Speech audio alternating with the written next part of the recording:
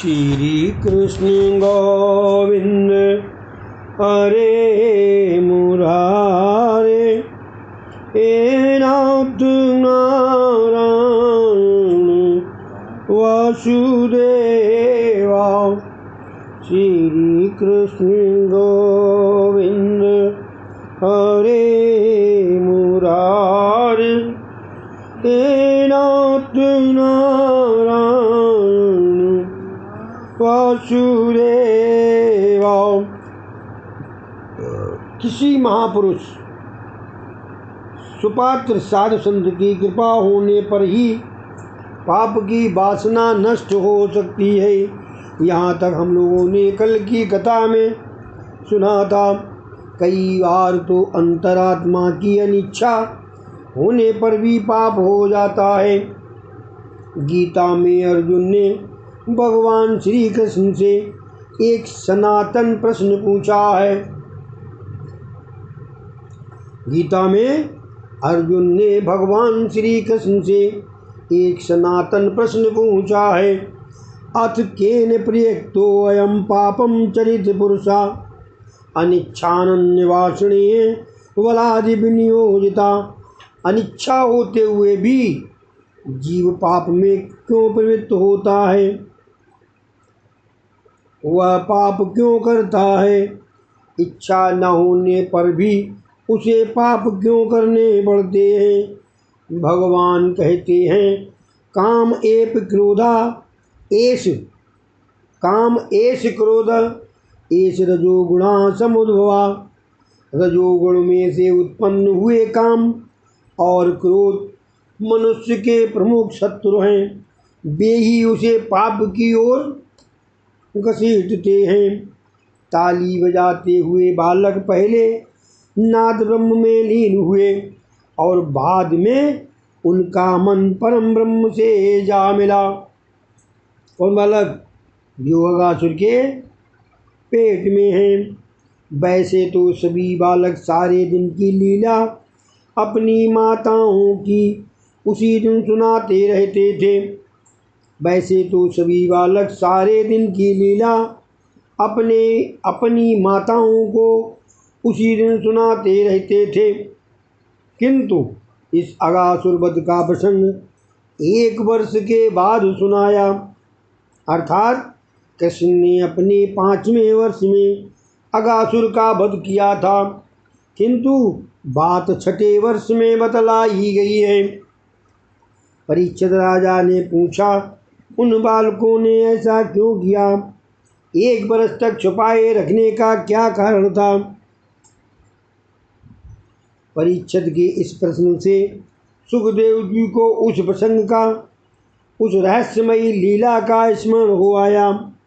वे समाधि में लीन हो गए। कुछ देर के बाद धीरे धीरे जब वह दृष्टि प्राप्त हुई तो कहने लगे, सुनो राजन, ब्रह्मा ने उन गोप बालकों का अपहरण किया था। वहाँ से वे 1 वर्ष के बाद लौटे, सो 1 वर्ष के बाद ही वे अपनी सारी बातें कह पाए। सुखदेव जी ने 13वें और 14वें अध्याय में विस्तार से समझाया है। भगवान चारों प्रकार के रास खेलते हैं। उनका नाम ही रस है। रसो वै सा। परमात्मा दिव्य रस स्वरूप हैं। उनके साथ मिलना रास है और रास का अर्थ है ब्रह्म से मिलन। रास का अर्थ है कृष्ण संबंध, ब्रह्म से संबंध। जीव जब ईश्वर के साथ एक होता है तभी कृतार्थ होता है। गोकुल की गांवों की इच्छा थी कि वे प्रभु के साथ एक बने। अब ये कैसे हो पाएगा? तो उन्होंने इच्छा की कि जिस प्रकार बछड़े उनका दूध पीते हैं उसी प्रकार कृष्ण पिए। प्रभु ने उनकी इच्छा पूरी ही की। इस अध्याय में गाय रास वर्णित है। गोकुल की वृद्धाओं की इच्छा थी कि कन्हैया को लाड़ प्यार करें, दुलरा पाएं। वे सब लाला से मन से मिलती थीं। मानसिक मिलन भी आनंददायी है, फिर भी प्रत्यक्ष मिलन की उत्कंठा बनी रहती है। इस अध्याय में वृद्धा गोपियों का रास वर्णित है। अघासुर के उदर में सभी गोपी बालक और बछड़े बाहर आए। बालकों ने कन्हैया से भोजन करने की इच्छा प्रकट की, तो कन्हैया ने कहा, हाँ चलो, यमुना के इस सुंदर किनारे पर हम पंक्ति लगाकर भोजन करें और ये बछड़े भी हरी घास चरते रहेंगे। कन्हैया और सभी बालक एक साथ मिलकर पदमव्यूह चक्रव्यूह रचकर भोजन करने बैठ गए। ये समाधि भाषा है। कमल की पंखुड़ियाँ बिल्कुल पास पास होती हैं, एक दूसरे से लगकर होती हैं। कमल के मध्य में कोमल पदार्थ होता है और छोटी सी पंखुड़ियाँ वहाँ होती हैं। बड़ी पंखुड़ियाँ उन छोटी सी पंखुड़ियों से लगकर होती हैं। सभी बालकों की इच्छा श्री कृष्ण से लगकर बैठने की है। सभी अपने अपने घर की सामग्री कन्हैया को खिलाना चाहते हैं। सभी कन्हैया के मुंह में कौर रखना चाहते हैं और दूर बैठकर तो वैसा नहीं किया जाता। श्री कृष्ण ने बीचों बीच बैठकर सभी बालकों के मन की इच्छा पूरी की। रास लीला में भी प्रत्येक गोपी को वैसा अनुभव कराया कि वे उसी के साथ हैं। प्रत्येक गोप बालक और गोपी को कृष्ण ने सानिध्य और स्पर्श का अनुभव कराया। ईश्वर के सामीप्य के बिना चैन नहीं आता। ब्रह्म स्पर्श के बिना आनंद नहीं मिल पाता। प्रेम इतना शक्तिशाली है कि निरंकार को भी साकारता के प्रेम इतना शक्तिशाली है कि निरंकार को भी साकारता दे देता है। निष्काम ईश्वर भी प्रेम के कारण सकाम बन जाते हैं। कन्हैया अपने मित्रों को समझाता है, कभी अकेले ना खाना, अकेले खाने वाला बिल्ली बनता है। चोरी छिपे अकेले खाने में पशु धर्म है, अकेले कभी ना खाया जाए। ईश्वर सभी को समान आनंद देते हैं। मनुष्य विषमता देता है, विषमता बनाए रखता है। ईश्वर सुपात्र जीव को इतना तो देते हैं कि लेने वाला लेते लेते थक जाए। यज्ञ श्रग ईश्वर यज्ञ का भोक्ता है। यज्ञ में आवाहन करने पर भी कई बार जो ईश्वर भोजन नहीं करते हैं, वही आज गोप बालकों के हाथ भोजन कर रहे हैं। परमात्मा को वश में करने का सर्वोच्च साधन है प्रेम। भगवान को उत्तम उत्तम वस्तु दी जाए और वैसी वस्तु है भक्ति। भक्ति ही शुद्ध प्रेम भाव है। वही बालक जलेबी लाया था, तो कोई बर्फी, तो कोई दही बड़ा। सभी बालक मिलकर खा रहे हैं। भोजन के समय विनोद करना चाहिए, आनंद करना चाहिए। कन्हैया ने कहा, जी इसकी माँ दही बड़े से सी गोल मटोल और बाप दुबला पतला। सभी हंस पड़े। इस प्रकार कन्हैया और सभी बालक आनंद प्रमोद करते हुए खाने और खिलाने लगे। जीव जब अपनापन, जीवत्व, अभिमान छोड़कर परमात्मा से प्रेम करने लगता है, तब ईश्वर भी अपना ईश्वरत्व छोड़कर जीव के साथ खेलने चले आते हैं। अभिमानी जीव अपने को शास्त्री, पंडित, ज्ञानी मानता है। वह भगवान को भी ललकारने लगता है। भगवान कहते हैं, यदि इस जीव को मुझसे कुछ लेना देना नहीं है, तो मैं भी क्यों उसका ध्यान रखूं। यदि परमात्मा को प्रसन्न करना है, तो बालक बनकर उनके पास जाओ। गोप बालकों के साथ भोजन करते हुए भगवान की शोभा तो देखिए। विभद्र वेणु जठर घटयो संग वेते चकच्छे बमे पाणौ मसृण कवलम तत्फलान्गलीषु तिष्ठन् मध्येषु पार्श्वदो हासन नर्म विश्वभै और स्वर्गलोके विशत बुभुजे यज्ञ भुगबाल कोला। उस समय श्री कृष्ण की छटा सबसे निराली थी।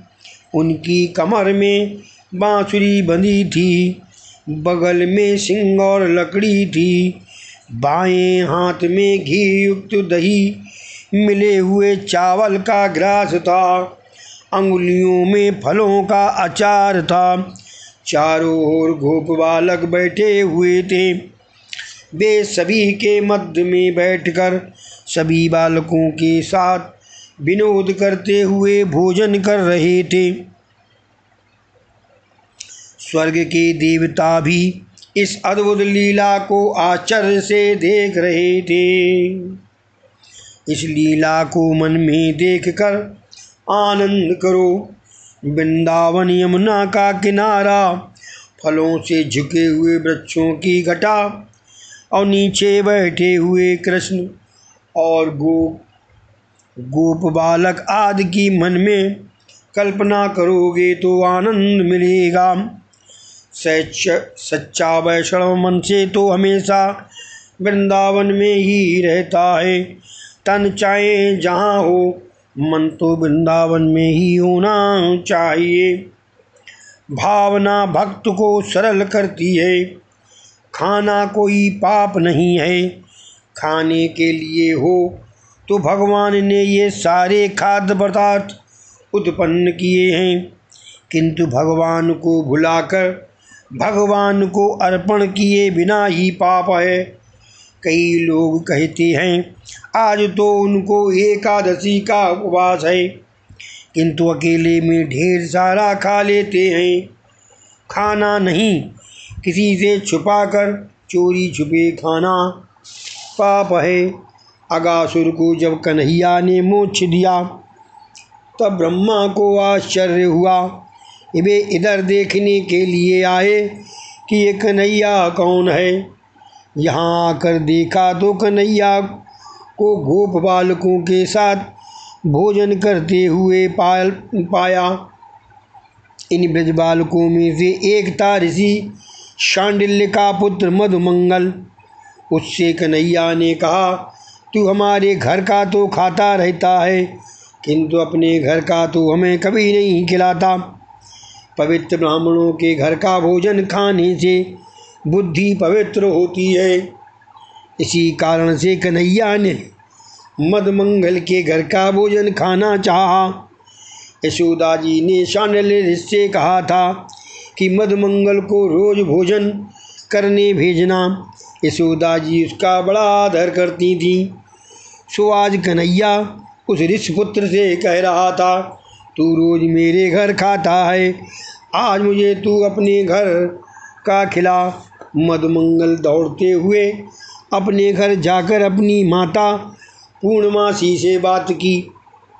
माता को बड़ा आनंद हुआ, किंतु अभी तक रसोई बनी ही नहीं थी।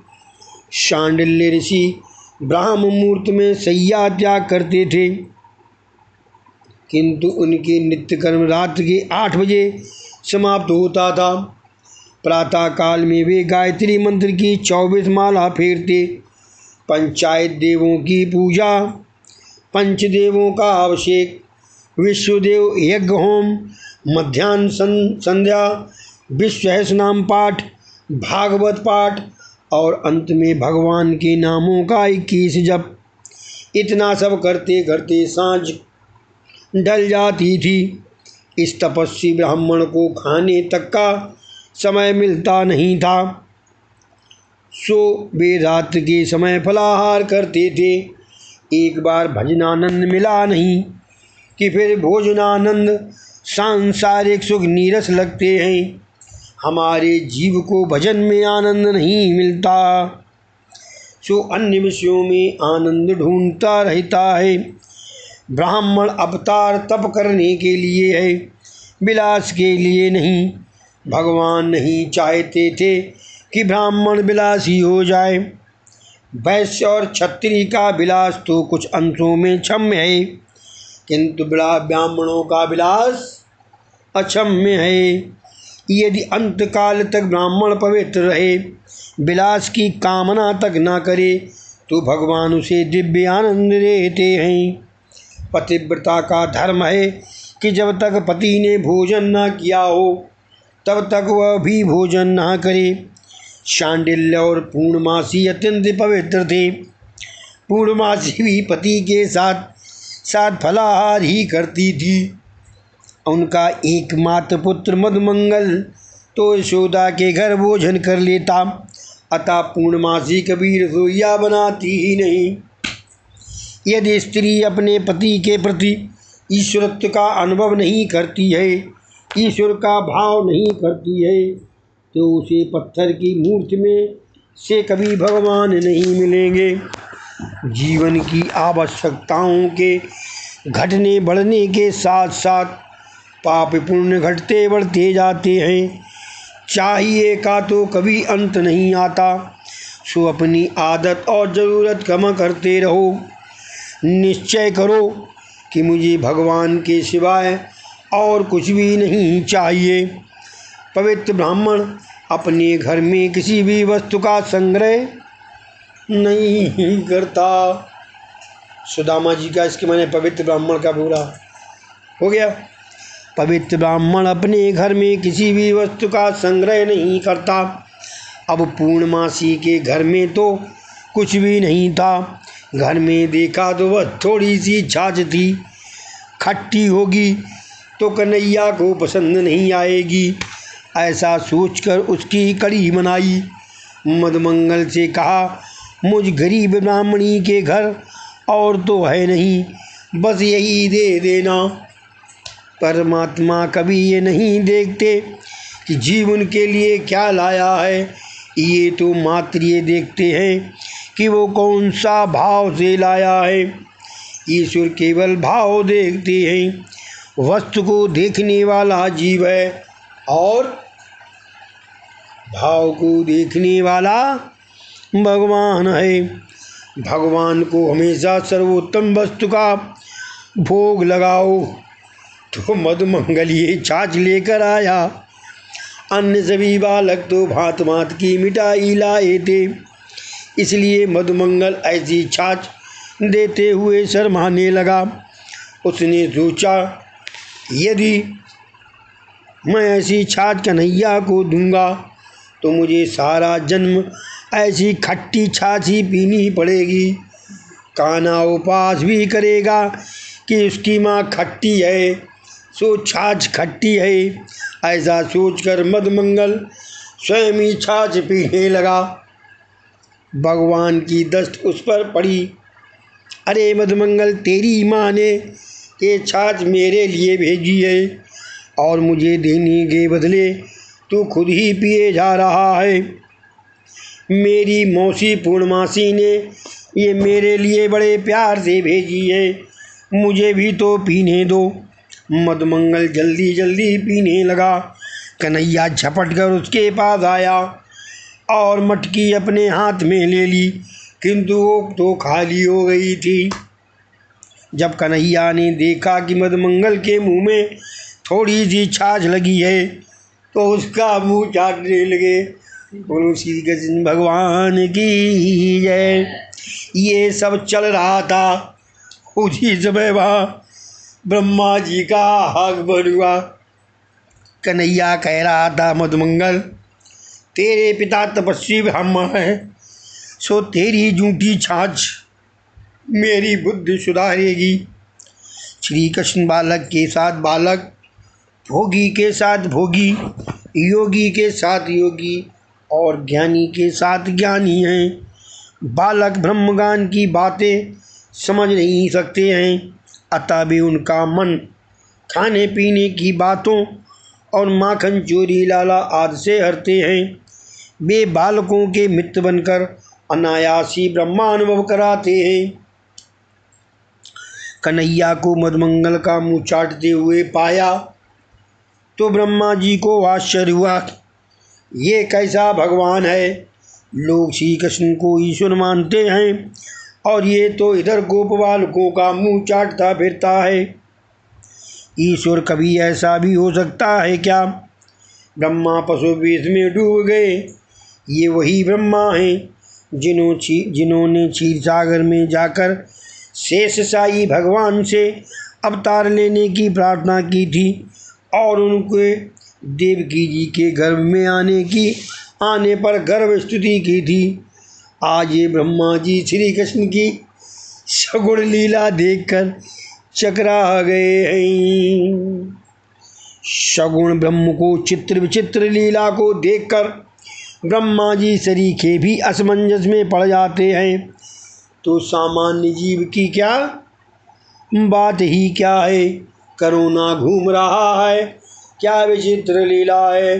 ब्रह्मा जी भी परेशान हैं, अदृश्य शक्ति बने हुए हैं। निर्गुण ब्रह्म को समझना कुछ आसान है, किंतु सगुण ब्रह्म की लीलाओं का पार पाना कठिन है। तुलसीदास जी ने भी कहा है, निर्गुण रूप सुलभ अति सगुण न जाने कोई। निर्गुण रूप सुलभ अति सगुण न जाने कोई। ब्रह्मा जी ने परीक्षा लेने की सूची। ब्रह्मा जी ने परीक्षा लेने की बात सोची कि ये कृष्ण ईश्वर है या कोई साधारण देव। ये मुझ जैसी सृष्टि बन पाएगा तो मैं मानूंगा कि ये कृष्ण ईश्वर है। यदि मेरी कसौटी पर ये पार उतरेगा तो मैं इसे ईश्वर मानूंगा। ब्रह्मा जी माया के बल से सभी बछड़ों को ब्रह्मलोक में उठा ले गए। भोजन करते करते बालकों को अपने बछड़ों की याद आई। देखा तो बछड़े वहाँ थे ही नहीं। कन्हैया से उन्होंने बात की। कन्हैया ने मित्रों से कहा, तुम भोजन करो, मैं बछड़ों को ले आऊं। कृष्ण बछड़ों को ढूंढने चले। इस प्रसंग में और एक रहस्य है। जब तक बच्चे भगवान को ही दृष्टि में रखकर भोजन कर रहे थे तब तक उन्हें आनंद मिल रहा था, किंतु बछड़ों की चिंता होते हुए ही विषयों में उनका मन चला गया तो ब्रह्मा बछड़ों को लेकर चले गए और ईश्वर ही दूर हो गए। कन्हैया को ढूंढने के लिए दूर जाना पड़ा। गोप बालक ब्रह्मा के अधीन हो गए, ब्रह्मा की माया के अधीन हो गए। ब्रह्मा भी काल का एक रूप हैं। सांसारिक विषयों की ओर मन गया नहीं कि जीव को ब्रह्मा काल पकड़ लेते हैं। भोजन करते समय यदि भगवान की ओर रहेगी, भोजन करते समय यदि दृष्टि भगवान की ओर रहेगी तो भोजन भी भजन है। भोजन अतिशय स्वादिष्ट न होना चाहिए। स्वादिष्ट अधिक होगा तो भरपेट खाया जाएगा और बहुत खाने से मन आलसी हो जाता है। स्वाद रहित भोजन होगा तो मात्र भूख के लिए ही खाया जा सकेगा। जिसे परमात्मा का भजन करना है उसे आलसी न बनना चाहिए। भोजन एक अनिवार्य शरीर धर्म है, वह पाप नहीं, किंतु भोजन ही के साथ तन्मय होना पाप है। श्री कृष्ण बछड़ों को ढूंढ ना पाए तो वापस लौटे। इधर आकर देखा तो गोप बालक गायब थे। श्री कृष्ण समझ गए कि ये सब ब्रह्मा जी की ही करतूत है। ब्रह्मा जी शायद भूल गए, श्री कृष्ण जी कह रहे हैं, ब्रह्मा जी शायद भूल गए कि मैं भी उनका दादा हूँ। अर्ध श्री कथायाम समाप्तम। बोलो श्री कृष्ण जी महाराज की जय। हरे कृष्ण कृष्ण कृष्ण हरे हरे हरे राम राम राम हरे हरे हरे कृष्ण कृष्ण कृष्ण हरे हरे हरे राम राम राम हरे हरे हरे कृष्ण कृष्ण कृष्ण हरे हरे